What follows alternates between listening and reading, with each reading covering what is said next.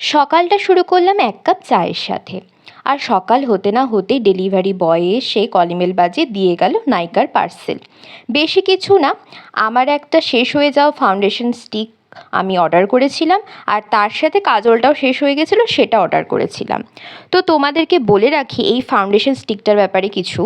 এটা না আমার দিদি আমাকে সাজেস্ট করেছিল, প্রায় 5 বছর ধরে আমি এটা ইউজ করছি। এটা হচ্ছে কালার সেন্সের HD foundation stick, oil free.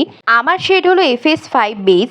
এটা একদম ম্যাজিকের মতো কাজ করে। দাম মাত্র 399, তোমরা আরও কমে নাইকাতে পেয়ে যাবে।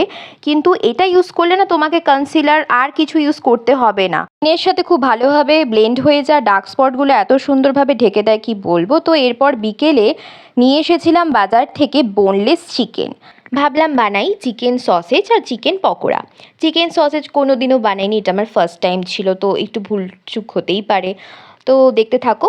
তো প্রথমে মিক্সার গ্রাইন্ডারে নিয়ে নিলাম চিকেনের পিসগুলো, আর তার সাথে লবণ, গোলমরিচ, আদা রসুন বাটা, চিলি ফ্লেক্স, কর্নফ্লাওয়ার এগুলো দিয়ে নিলাম। এরপর মিক্সার গ্রাইন্ডারে মিক্সড করার আগে অল্প সাদা তেলও দিয়ে নেব। সাদা তেল দেওয়ার পর ভালো করে মিক্সড করে নেব। মিক্সড করার পর জিনিসটা ঠিক এরকম দেখতে হবে। এরপর হাতে অল্প সাদা তেল নিয়ে ঠিক চিকেন সসেজ যেরকম হয় ওরকম আকার করে নিয়ে অ্যালুমিনিয়ামের পেপার দিয়ে সেগুলোকে মুড়িয়ে নেব।